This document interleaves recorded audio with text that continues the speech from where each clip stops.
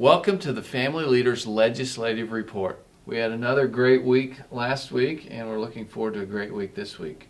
Tamara, why don't you share how we're doing on the bully bill? It sounds like it may come up in the House, and as we mentioned last week, if one party is always told that good bills die in the Senate, then that same party ought to have the confidence that bad bills will die in the House. And unless this bill is greatly amended, $1 million going to more bureaucratic red tape and reporting, and not to mention the labels that may be put on children who may not be able to go and get a job afterwards, depending on what's on their reports. So we have, I think the last count is well over 20 amendments that are ready to be filed in the House.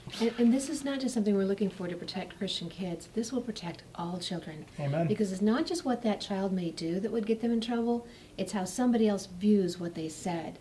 Danny, we had an exciting moment last week on the life issue with Rule 60. You want to share briefly? In a moment it was. It didn't last very long. Yeah. But Representative Tom Shaw attempted to bring House File 138 out of committee. It didn't make it out of committee in the normal process, and so he exercised a seldom used rule, we call it Rule 60. He was stymied in that because of another rule that says that needs to happen earlier in the session, and so it really didn't go anywhere. But the bottom line for us, as you all know, is we believe that life begins at conception, that a person is a person, no matter how small. Amen. We'd like to see it debated. We're going to be hosting a forum on April 25th at Faith Baptist Seminary in Ankeny. Too often we go to these forums and we get the broad questions of, what do you believe about windmills or ethanol, or are you pro-life? Will you vote for a marriage amendment?